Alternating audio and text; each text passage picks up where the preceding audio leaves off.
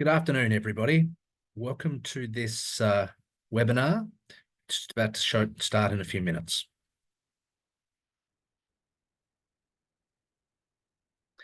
In the interim, I'd like to tell you a little bit more about our Circular Economy Working Group. Circular Economy Working Group has a long series of informative webinars looking at various topics from different points of view within the circular economy working space. Far from being focused on waste, it also is focused on product design and re-engineering supply chains. It just happens today that we are going to be talking about waste, and the waste component of today's discussion will be looking at someone who's got on-the-ground experience in remote areas in Australia. And it's my pleasure to introduce Keiran Travers, who's the owner of Harbuck Consulting. Keiran does a great deal of work in rural Australia and in some capital cities in various states in the north of Australia. Keiran's got an extensive experience in the waste supply chain and has a very good view on what needs to be done to build consensus and looking at how we engage stakeholders. The reason why we wanted to get this particular session going with Keiran is because Keiran has some on-the-ground experience, and some of the work that we've been talking about has been probably a little bit more theoretical. Keiran's coming from a practical point of view. So you will see some things which maybe aren't entirely ADB policy, but are the dominant themes within the Australian supply chain. So on that note, Keiran, are you ready to go? Steve, I'm ready to go. So thanks very much, actually. Firstly, thank you for the opportunity today. So feel free to ask any questions. I'll go through a few slides today. I've got about 15 slides. I don't know how Steve and I, so you want to run if people want to jump into the chat room or ask me any questions or just raise their hand. So you're right to go. Yep. I think the best way to do it, Keiran, is let people put their comments on the chat, and Sure. then we'll come back to that afterwards. I think we need to give Yeah, you a great. fair go to let you talk, okay? Yeah, no dramas. Okay, I'll just share my screen. So hopefully everyone can see that. All good. Great, fantastic. So the title obviously is Circular Economy, some government and stakeholder engagement benefits, some practical wins I've put there, some losses that we've had. So it's not all 100% successful. So the overview of my presentation today is how to achieve a well-balanced circular economy program, just from an Australian perspective. Some of the key elements in stakeholder consultation. I'll talk through this of the government area, the business area, and the community. 4 working examples of the circular economy recycling that have provided some good results, and as I said, some lessons, some failure and success points, and how Harbuck, my business, actually helps organisations to solve problems in the circular economy sphere. So how to achieve sort of some good results, some headline things is really consultation needs to identify who is the best player to be part of the team, like who does what. A lot of consultation we find is people just go and consult everyone. In some areas, there really does need to be some private sector and public sector involvement. General feeling is that not always. The public sector is better at managing the community and government relations and communication, where the private sector is better at doing the business, which is no shock. But when we talk about recycling, maybe government involved in actually the household collection, where the private sector is better at actually using the offtake material and selling it to the market. But that's one supply chain, so you've got to actually involve both parties. Also, it's the education of the supply chain, so both parties or 3 parties need to understand that, and also with the community. How we reuse the offtake material after it's been recycled. One thing we're really good at Australia is actually collecting the material. We're okay at processing, but we're not very good at using the offtake. I'll come to examples through examples, but just think what I mean by that is the feedstock, maybe some green waste you pick up from your garden. The processing is really about the mulching of that waste, and the reuse of the feedstock or the offtake is actually what do we use that mulch for? Sometimes, unfortunately, it just ends up in a pile at a landfill site. Also, an advantage is actually rehabilitation of the land. That can be old quarries and mines, as well as waterways. Waterways obviously need to be a bit better mulch provided. Where you look at quarries and mines are already very degraded areas. So we found that area is a really great idea for, lower quality mulch. Commercial viability, I can't state that how important that is. It's really great if you get grants and funding from government, but it only gives you a boost. Long-term financial viability is absolutely critical.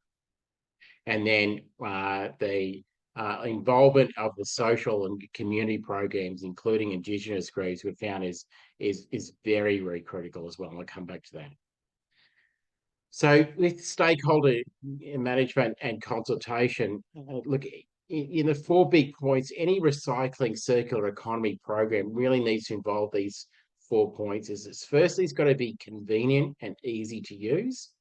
I'm sure you're the same as me. Everyone's busy. So if it's not convenient, the bins aren't located in a great location, or it's difficult to understand, people just say, oh, I've had enough. It's not time consuming. Everyone's busy, as I said. You just want to get people involved. People have got to see some sort of financial benefit, and especially if you're involving business.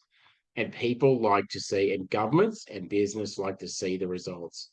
And that's just not commercial. That's like I was just mentioning before about green waste. I put the green waste in the bin. It gets taken by council, local government or state government. It gets mulched up and people can actually see where it's gone. That's if you can see it and touch it, it is far better. Our experience really has shown that sort of like when stakeholders, like people and organizations, don't see the above 4 points, they feel good at the start, but they lose confidence and then the effort declines. People say, well, why am I doing recycling if it just goes to a landfill anyway, or it's burned? What's the point of that? So a couple of 4 examples I've got today is really that firstly, in North Queensland, I'll show you where all these locations are, is right to the top of Australia. We had a situation where photos shown there where food waste was a significant problem with poor landfill management. So we had pretty big sort of odour issues. It was in a remote area, a population of less than 1,000. It was well over an hour's drive to somewhere else. And plus due to the location area, it was a long way away for anyone to do any viable sort of recycling. Commercially, it wasn't viable at all. However, it was causing odour and food waste issues. So what we did is the local council has provided free compost bins to residents, because that then actually reduces the food waste to landfill. It's allowed residents to actually make compost in their own backyard and use it on their own farms. It's a one-off cost for the local government in providing the bins, and that's then a reduced ongoing operational cost because you don't have problems at the landfill. Then also we've actually involved the residents because they love the compost bins, and the local Indigenous community also love them as well. So further down south towards the city of Brisbane, there's a local aged care facility that produces, again, aged care facility for older people, produced a lot of high amount of food waste, but also green waste from the gardens. So it really had very high excessive food waste cost. And they were putting this stuff in the bin, and they're then also importing high grade compost to have for their gardens. So we came up with a system that there was an arrangement made with a local organic processor that the material was collected and transported to facility. Now, when I'll show you photos of the facility after if you're interested, it was really great because the residents got involved, the local community got involved, and there was so much food waste that went in there that it was almost, we had the balance wasn't right. So if there was 100 tons of food waste, well, a local aged care facility only needed 20 tons worth of compost. So we ended up actually giving it to the local community to do waterway repair works. Yeah, it's Steve, as you say, it's a retirement home. Yeah. Thanks, mate. I just had to translate from Australian English. Yeah, absolutely. Yeah, thank you. So the waste, as I said, was returned as compost material, then used as garden soil. So that if there's a reduced waste to landfill, there is a commercial saving for the retirement home. And as I mentioned, the excess compost, which probably wasn't as best quality, was given to a local environment group for creek rehabilitation. So rehabilitation obviously is a key winner for that. So moving into another area, Queensland, again in the southern area near Brisbane, the local council has collected a large amount of plastic waste at their landfill. This is a typical bit at the side. As we know, look, plastics actually, it gets criticised a lot, but plastics actually for normal home life is very attractive because it's low cost to make. It's very secure, easily transported. But as a recycling element, it's tough work because it's low value. It's very, very difficult for to be converted into another material. So and that you have transport costs that really blow out the commercial arrangements. So the solution here, and we're currently working with the supplier at the moment, so it's very commercial in confidence, is the potential use of some of this plastic waste. We're working with the supplier to convert into roads. So they mix it into, it's a chemical reaction way above my sort of knowledge level, where they actually basically put plastic into roads. So it saves the council money as well. So an example also too is the container refund scheme. Every state in Australia, as of just on the December, has a container refund scheme. That means any containers that you have, glass bottles, plastic bottles, you can go and return them.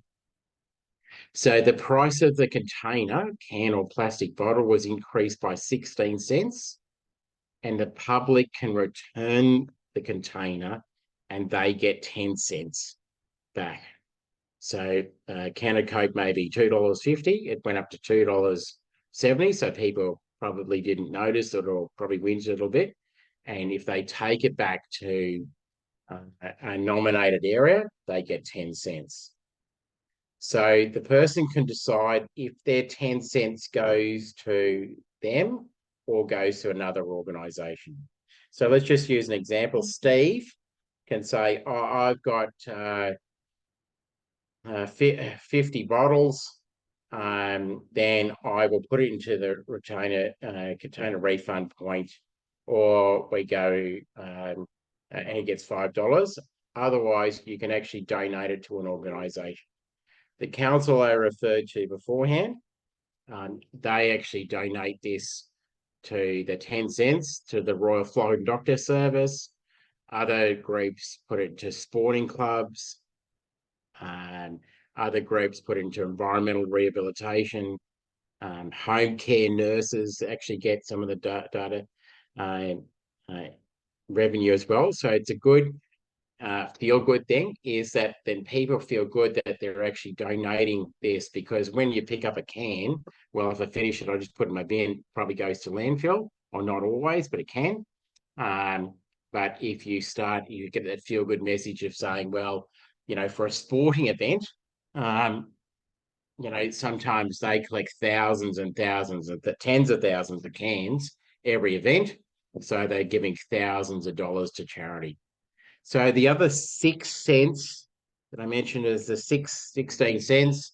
It's used for the scheme operation, the actual physical recycling, because you can, as I mentioned, you can collect the container and then actually take it to the, yep, Steve, thank you, is a mobile medical service. I should have mentioned that. Thank you, Steve. Is that, yeah, that if you still need to have that operation, it's no use just collecting it. You've got to have an off-take. So most of that material, the glass is crushed or the plastic is crushed and reused in recycling. So Northern Queensland, again, is the collection of containers is very well organised in certain areas. So the young kids there, almost every container is donated to a local community group. So that this pays for new services for people. So the use of social enterprises and community groups is very, very good. Very, very impressive in some areas. It's not perfect. There are some things where they, as I mentioned, a couple of losses, they've been over eager. People say this, oh, we're going to collect it, very high return rate. It generally doesn't. Mums and dads do it well. Where the big winners are events, sporting events, theatre, where there's a high amount of people in a small area. You can get it put through a lot of containers through the system. It's very, very difficult to collect containers when there's only 3, 7, 17 lots of stuff. Having worked for the container refund scheme, I can tell you where the weaknesses are. It's mainly in office blocks where people don't care as much, but sporting groups are the real winners. So, as I mentioned, the emergency services beforehand.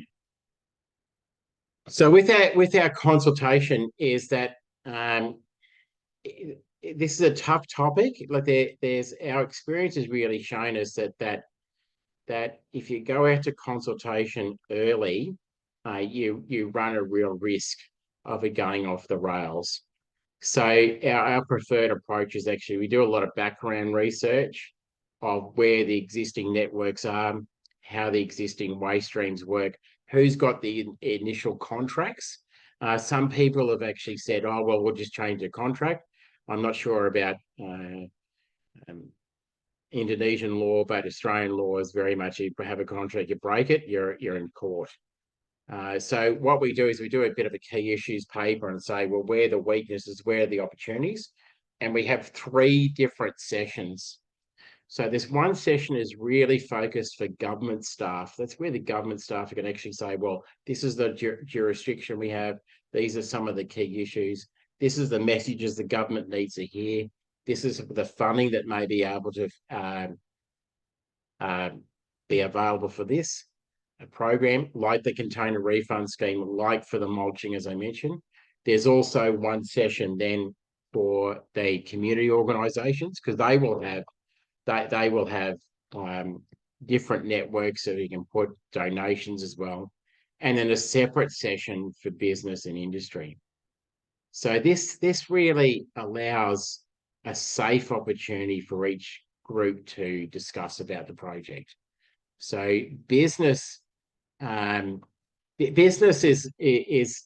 I've just found that if you say in front of it, sometimes people don't trust government, so you have the community organisations not believing government, and then business doesn't want to actually show their commercials in front of the community because the community doesn't like business actually talking about someone making a profit. So you just got to be targeted.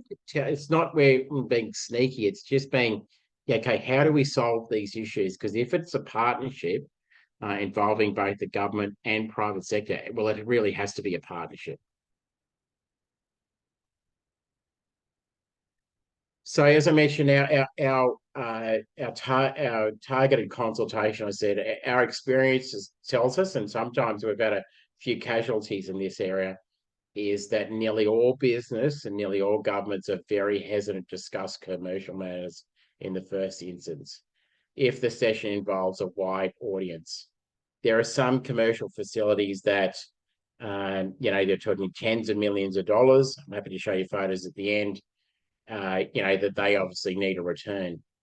Otherwise, you're really asking business to tell everyone their business secrets, and you don't know that there's a couple of our clients who are organic processors. Why would they tell the business world, the rest of they could be telling their competitors their secrets?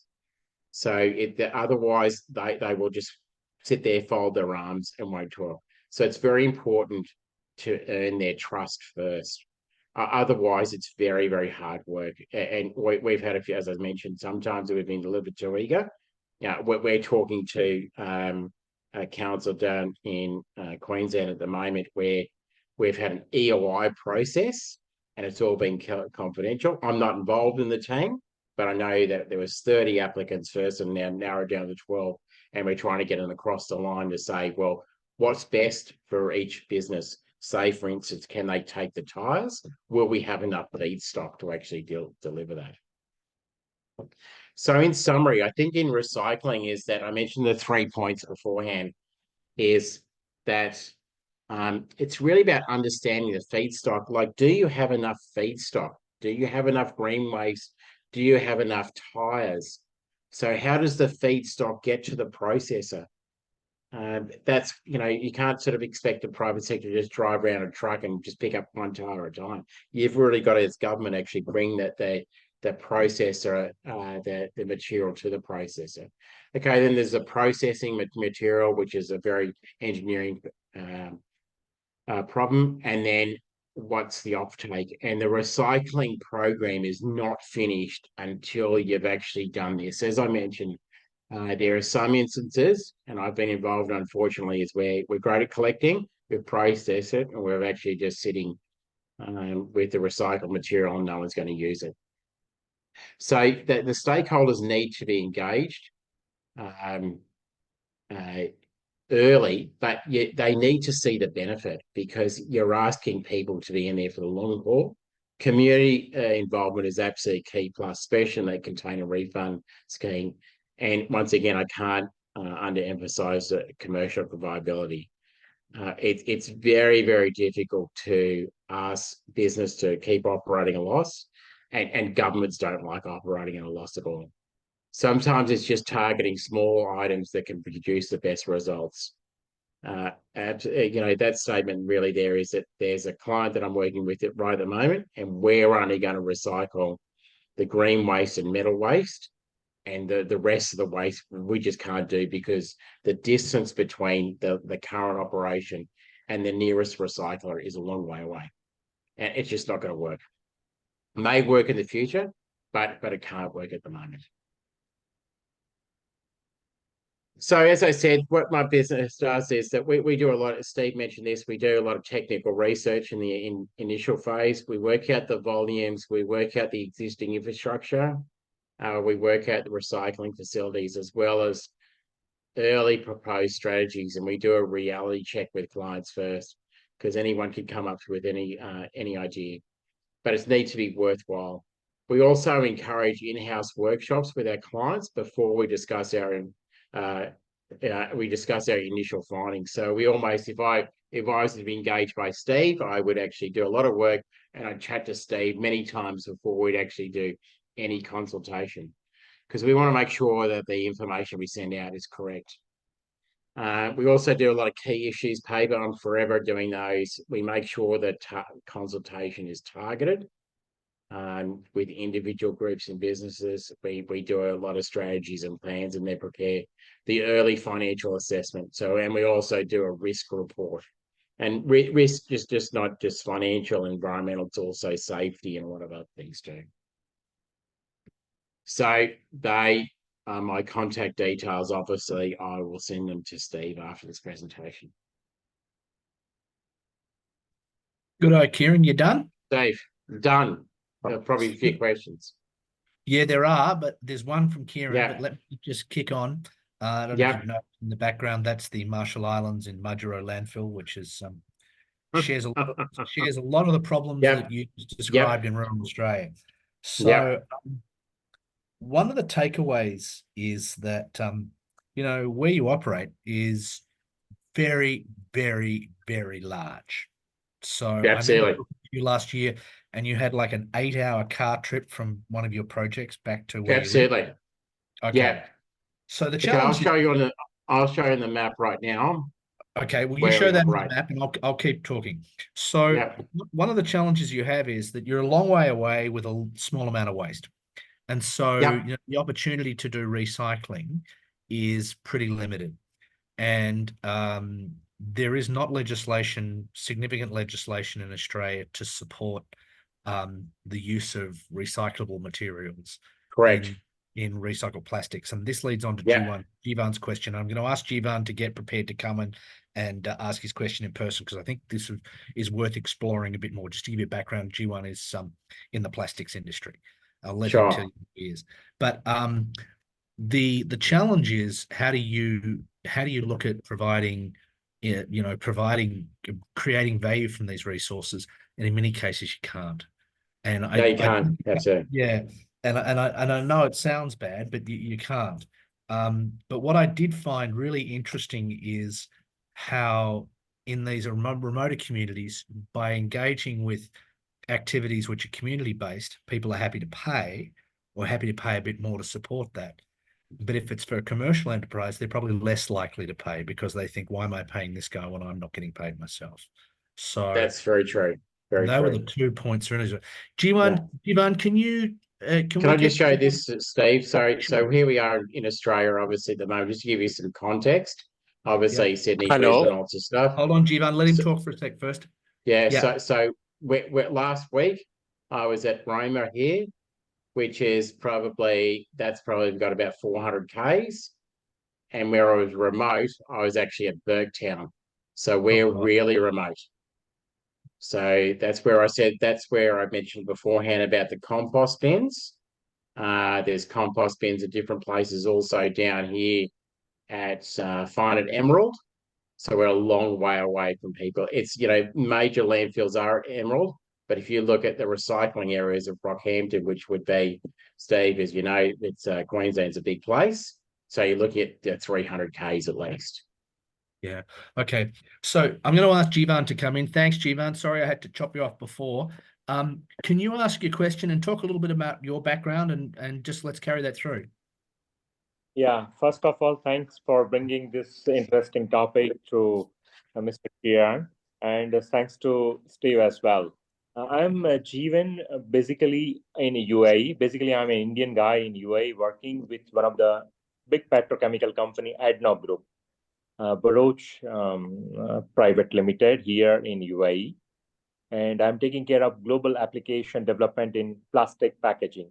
So we are promoting more, particularly polyethylene and polypropylene. And So you here make my about question, 80% of the resin, right? Yeah. yeah, raise polymer. So my Yeah. question to is, Ms. What kind of single-use plastics or packaging is prevailing in your domain in Asia, where mechanically recycled polymer or compostable, and Yeah. how you tackle challenges on day-to-day basis, particularly for single-use plastics in polyolefins? So with single-use plastics, we're finding the best one is plastic bags as the feedstock, and also those milk bottles that we've talked about there. They're quite light, but the thing is, a good point you raised too, is that a lot of the plastic has to be washed first, and that's where the expense comes along as well. So we're finding in urban areas it does work, because you can have it. Waste is very much it's a terrible term. It's almost uh, low margin, high volume business. If you don't have the volume, it makes it really, really difficult. So that thing is, and most of it's mechanical recycling. There is some chemical recycling, but I can never understand it. I could, just think it's too hard for my brain. Yeah, so we are extensively working on mechanically recycled Yeah, polymer and enhancing the value and rejuvenating the plastics. So yeah, that just highlight I just would like to know yeah. from your side. Okay. So Thanks. G1, we're wearing my ADB hat. We need to talk more, because what you're talking about has major applications in waste supply chains in Asia.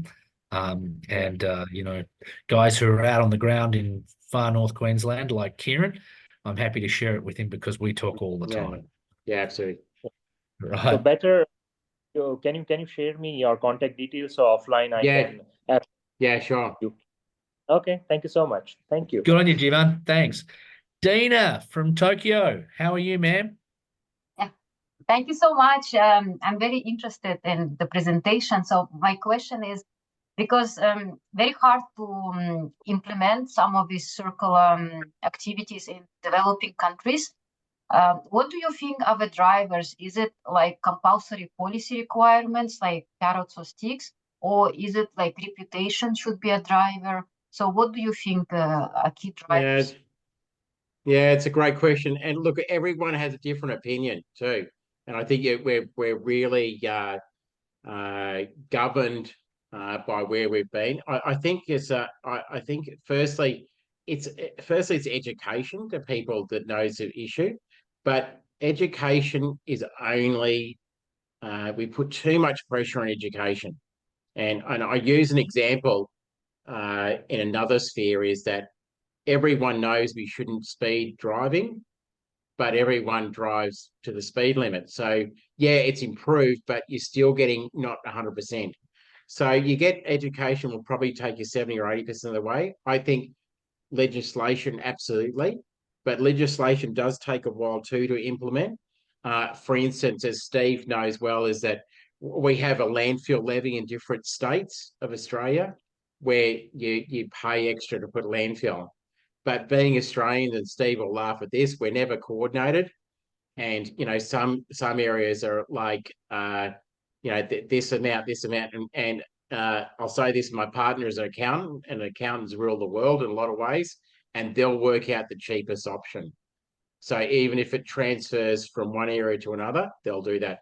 So I think it's actually first go back as education first. It's legislation, but commercial viability is really critical because I think actually when people perceive that they make money, that it'll push further. A different example is like solar panels in Australia. People think it's very great having solar panels, but soon if it's too expensive, people don't put it on. And now we've actually put the argument saying if you put solar panels on, you'll save in your electricity bills. Oh well, I'm really keen to put solar panels on. So it's sometimes it's those three things: education, legislation, but commercial viability as well. Okay. Dina, it's funny, there's a very clear parallel between what Keiran just described about arbitrage on landfills and what happens in Karachi with the waste out of Karachi. There are two landfills, and but the arbitrage is based on how much subsidy the transport company gets in diesel. So they actually take it to the further away landfill because they make more money on the arbitrage on the on the subsidy. So I'm of a slightly different view, and Dina, I think you'll know my views on this. I think the best system I've seen is in Taipei.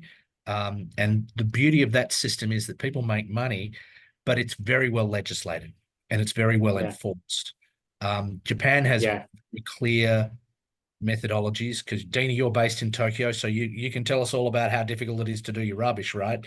But that system is probably more legislation based, whereas I think Taipei is really more about people making money space. So I'm not sure if that would work in Australia. I don't know if that would work. No, probably not. Like I've been to Tokyo, and your waste system there is very good. It's actually almost scary. So well done to you. Yes, I'm actually not Japanese. Yeah, but from staying in Japan, actually, I'm not familiar with legislation in Japan. So I don't know how much they're going to be punish me if I take plastic bottle in combustible rubbish. But you get in trouble. I know I have neighbor pressure. If I do that, and because all the plastic bags must be transparent, so I cannot put non-transparent plastic bags so everyone can see my rubbish.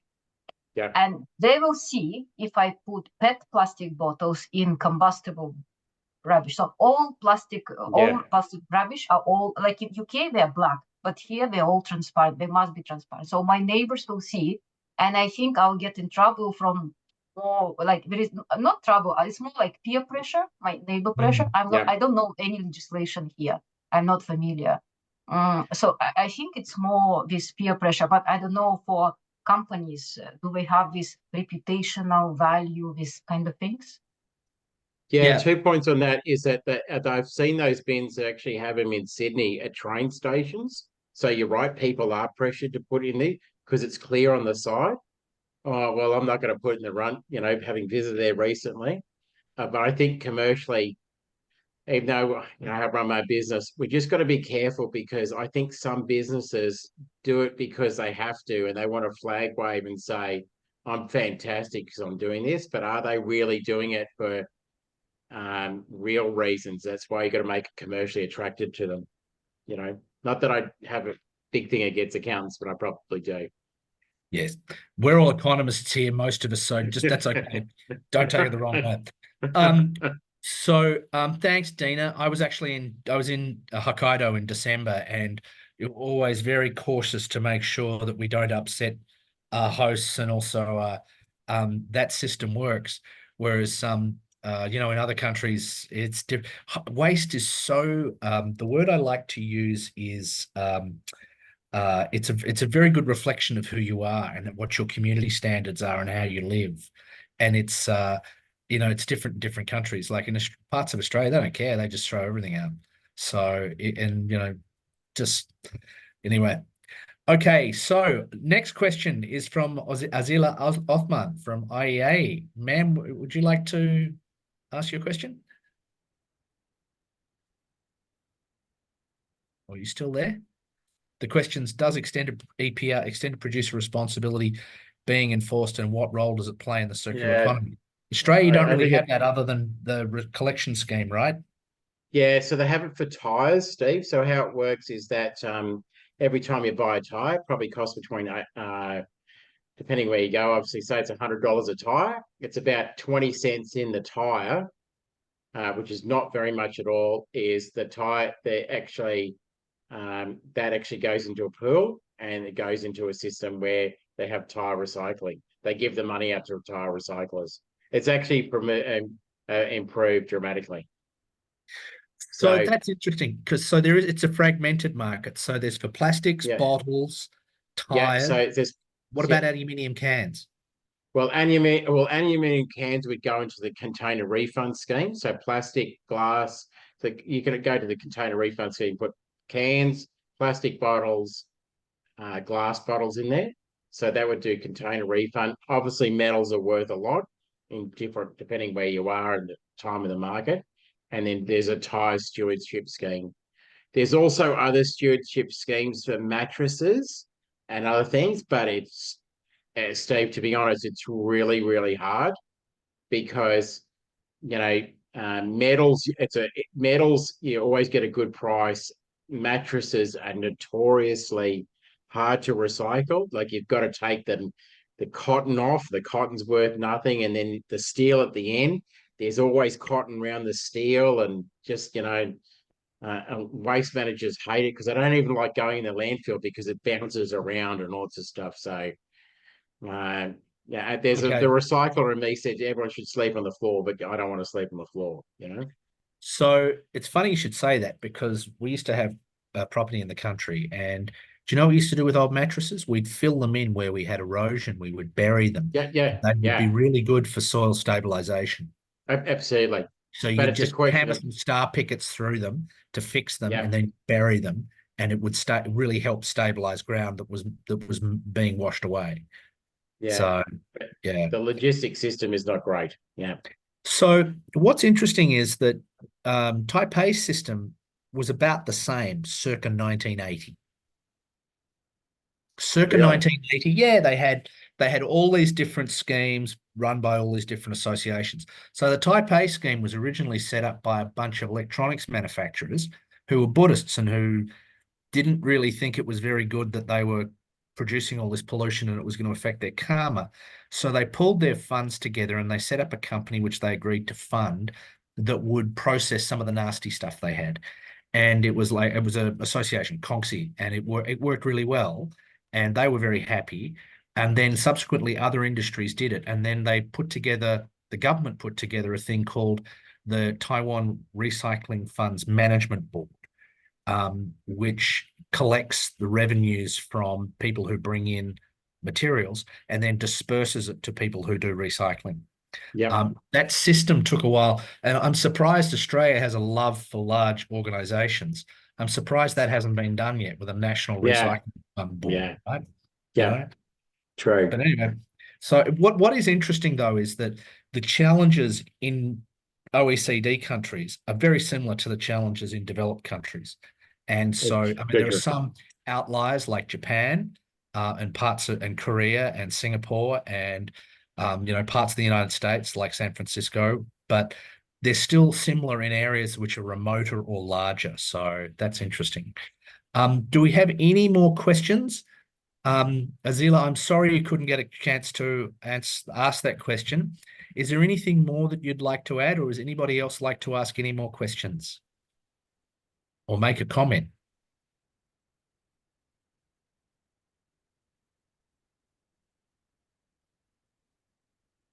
Okay. So, oh, here we go. Oh, no. So that's, I'm just wondering if I can call someone out of the audience to Sanjay Grover. Are you online, sir? Do you have a mic?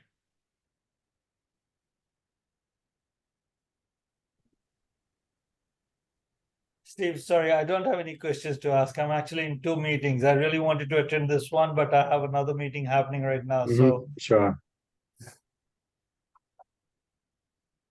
Steve, you're on mute. That's a great pity because I wanted you to tell us about what you're doing with investable cities, but yeah, that's right. I'll make you a plug for that now.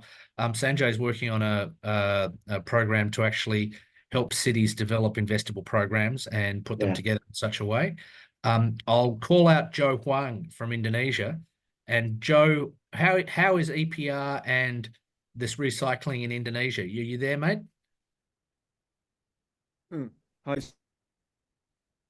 Hi, Steve. Hi, Joe. Can you hear me? Very well, sir. Yeah. Well,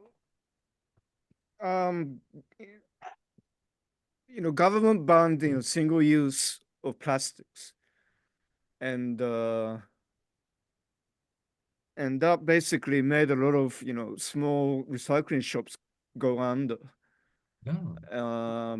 So now the local government, the central government is encouraging cities to make RDF and sell them to cement companies. So that's what's happening. My interest actually is trying to do biogas project because there are gas distribution companies who want to develop the market in bio-CNG. There's not really infrastructure for injecting biogas into grid, RNGs, but there are markets for bio-CNG to replace CNGs, and there are multinationals who want to buy bio-CNG to comply with their commitments and pledges to reduce greenhouse gas. So, but unfortunately, the market situation, with subsidies and difficulties in getting finance, for private sectors, make it very difficult for projects to happen. Point. Yeah, as usual. That's where I think, there's probably a lot of work for ADB to do in this sector. Yeah, thank you. Can I just say on that, Steve, that's a good point you make there, especially about finance too. And I think there's a little bit of a danger of when we talk about government grants, even though I'm in favour of them, it sometimes distorts the market. Let's just say if we're both Steve and I are recyclers, and we've got a similar product, and I get a grant and Steve doesn't, it really makes my commercial operation far better because it's like getting a home paid off by a bank really quickly. So you just got to be careful. One thing you actually too, Steve, you mentioned before is that sometimes it's just best to concentrate on one or two waste streams first and get them done right. Like I say to a lot of councils in Australia, let's concentrate on metal recycling, get it done, and we'll get organics done as well, and because you can see the result. Plastic mixed waste plastic is sometimes very difficult to do. I'm just trying to find can you hear me, Keiran? Yeah, I can hear you. Yeah, I'm just trying to find one of my colleagues who makes a Thai colleague who makes what are they called? Flares for biogas facilities. Has shown me a cylinder which is made out of HDPE, and I think it's a multi-stage cylinder. But what it's designed to do is it's designed to be a fillable cylinder off the back of a biogas plant. And it's predominantly designed for smaller facilities. And the challenge you have with challenge you have with biogas is that if you make it, you're going to have hydrogen sulfide in it, and hydrogen sulfide, when connected with water, makes sulfuric acid, which is not great for metal containers. So as a consequence, you can't actually put biogas in there, and you can't pressurize it.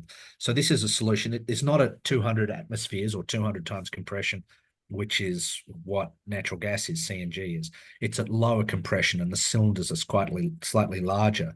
But for communities where you can then create a tradable quantity, that's useful. And if you have a large amount of biogas, so you've got a plant which is off the back of a small town, that'd work. And you can still get the biosolid out of the back of it that gives you that fertilizer component with the nitrogen, phosphorus, and potassium. But those schemes need a range of inputs. They need good policy. They need good regulation. They need people to use the product. They need to educate them so people don't plug in LPG appliances to this or it's a good point. Which is going to be a problem as well, right? So these are some of the solutions that are coming up. The challenge is that they need density. So for, say, in Indonesia, where Joe is, Joe, you're still in Java, right? Yeah, Steve. Yeah, so there's lots and lots of bodies around you. There's lots and lots of waste, right? So if you had a cylinder business, you could very easily sell those cylinders. Whereas if you were in, say, rural Australia, or say a much less sparsely populated part of Indonesia, then you may not be able to sell those types of cylinders. And then you also have legislation about, are you allowed to sell a gas cylinder versus the government monopoly, or how that will work. That's true.